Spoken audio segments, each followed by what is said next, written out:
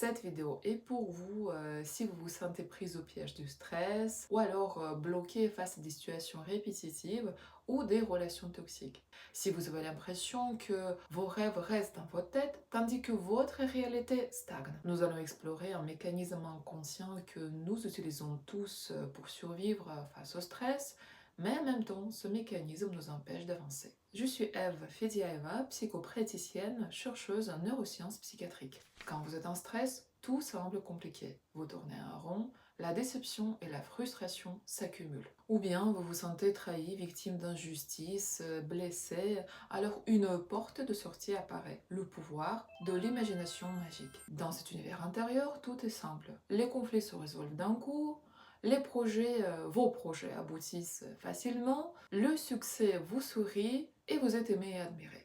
Et bien sûr, vous pouvez donner des leçons mémorables à vos offenseurs dans vos dialogues intérieurs imaginaires.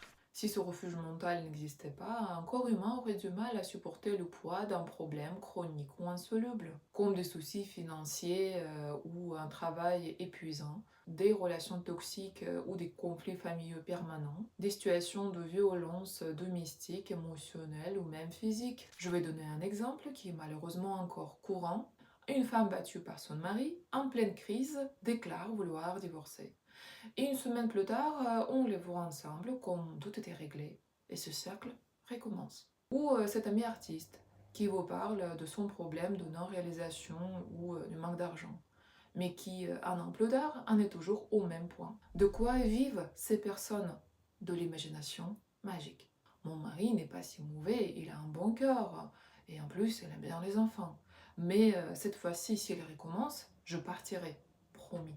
Et finalement, la réalisation peut-être pas si essentielle, la méditation ou la nature suffisent. Et demain, je m'y mettrai pour de bon et tout s'arrangera. Demain. Le mot-clé demain. Mais ce demain ne vient jamais. D'où vient ce mécanisme d'évitement?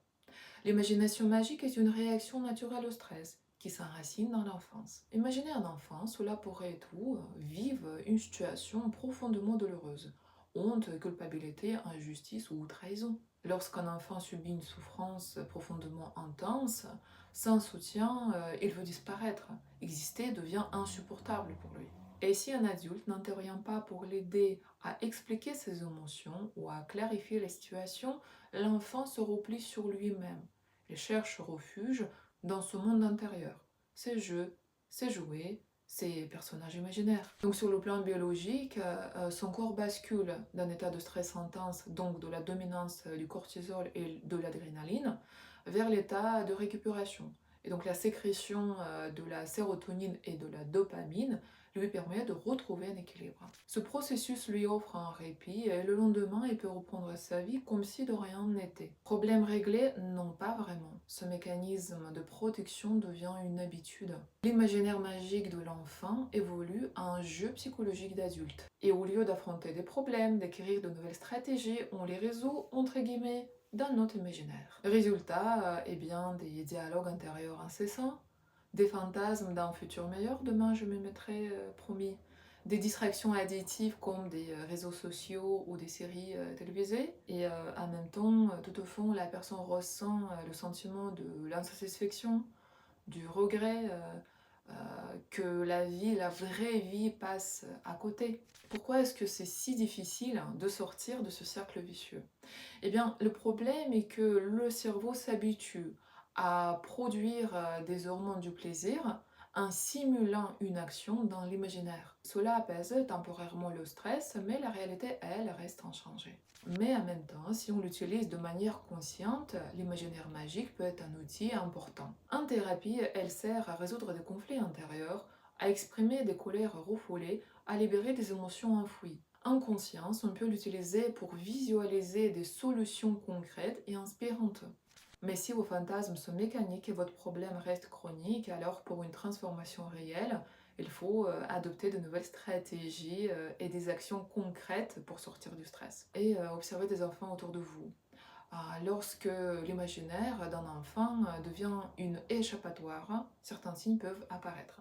Il crée beaucoup d'histoires dans sa tête, développe des dialogues intérieurs avec ses personnages imaginaires, s'isole souvent dans ses jeux imaginaires, développe des mondes parfaits où tout est sous son contrôle. Ces comportements peuvent indiquer que son esprit cherche des solutions là où dans la réalité il n'en a pas. Il est possible que son imagination soit devenue un mécanisme de défense face aux difficultés de la vie réelle. Cela peut cacher de douleurs non exprimées ou de conflits intérieurs non résolus. Et n'oubliez pas, l'illusion aide à survivre, mais elle ne permet pas de vivre. Si cette vidéo vous a parlé, partagez votre avis en commentaire et abonnez-vous à ma chaîne pour découvrir plus de réflexions perso et pro sur comment vivre pour votre bien.